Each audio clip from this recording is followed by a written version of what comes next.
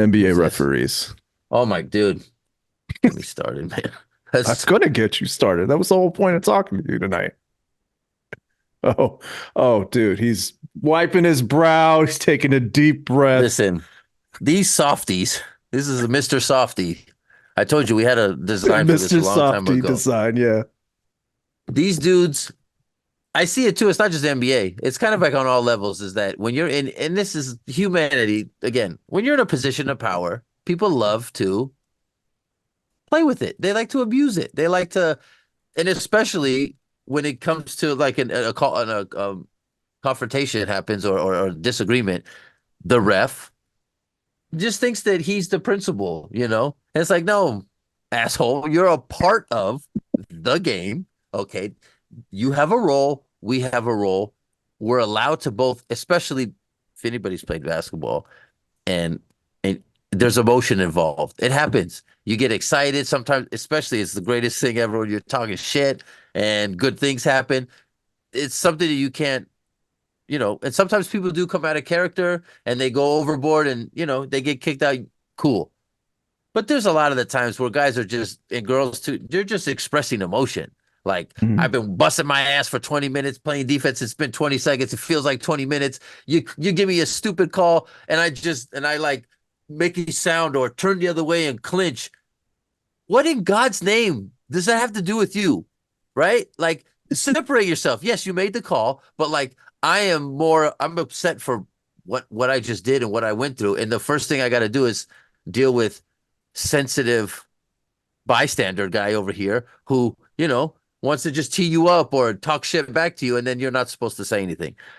They've just taken the But even emotion out of the game, and I but and even I, when I they hate it. don't say anything, but True. even when they don't say anything, DeJounte Murray got Thank a you. T for not saying anything. He refused to engage. And this is what he was displaying was good results from therapy. All right. Literally, he did what? Yeah, he took He's like, himself out of the situation. yeah, he took himself out of Safely. the situation, sat himself on the bench. The ref kept chasing him and Yep. and talking to him. And Murray was like waving his hands, like, I'm not doing this. And he gets teed up. It, dude. Like, Now, wow, what? what the fuck is that? That should be the first video that they show and what not to do in fucking referee school. It's When ridiculous, keeping it man. real goes Goes wrong. wrong. One of the Jesus greatest Christ, man. segments ever. Ever. Yeah. No, it's dude.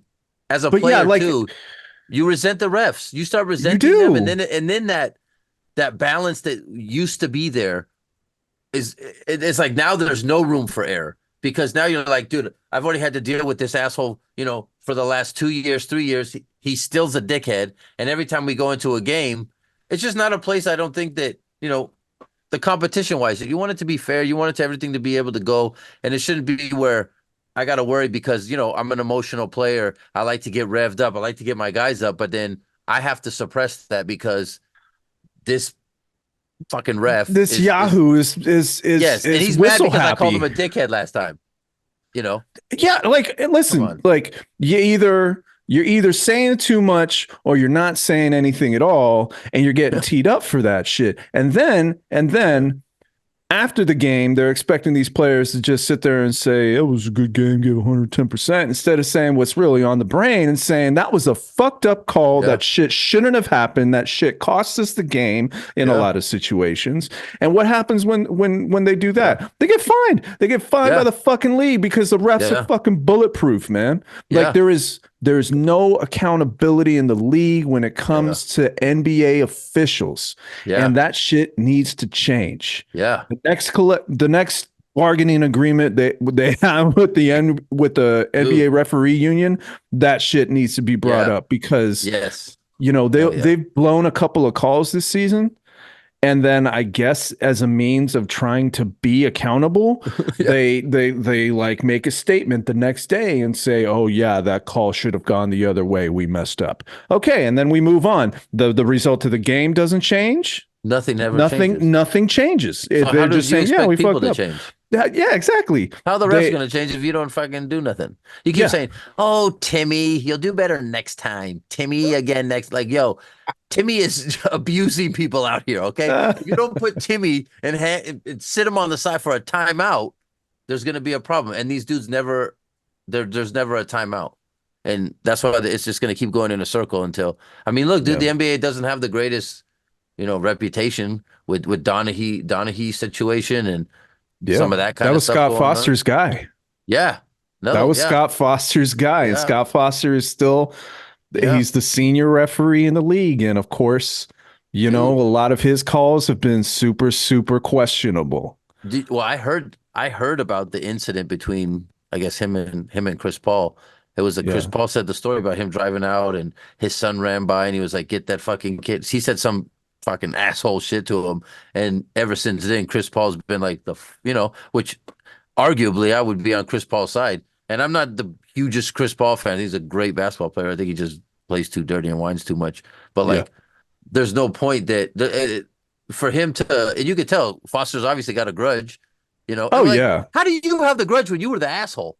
Yeah. Like, Different story. Again, and being, Foster making calls that like extend the man, length of games and all that shit. Like there are dude, huge question marks surrounding Scott Foster, and I've never to this day, every time I see him in a game, I yell to my wife, "Yo, babe, conspiracy. Scott Foster's roughing this. It's just gonna go on forever.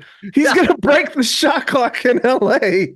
Dude, yeah. Did Foster ref the NBA the game Oh, that between would the be Lakers and the Warriors? I don't even know. I don't know, but that'd be Oh, gold. shit. Who was I You remember Joey Crawford? Yeah, I remember Joe Oh Crawford. my God, this guy, Mr. Showman, thought the show was about him. Bro, no, sit down, call a fucking foul Yeah. or not. I don't know. It's too much.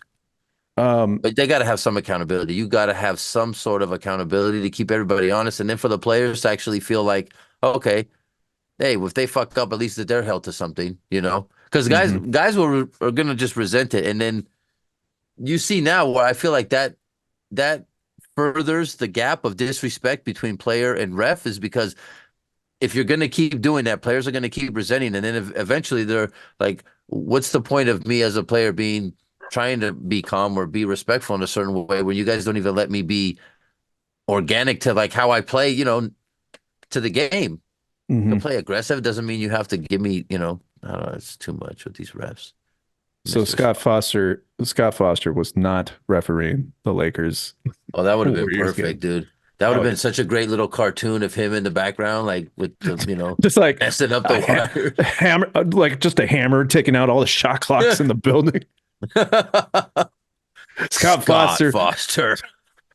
the extender and hammer clock damager. I don't know.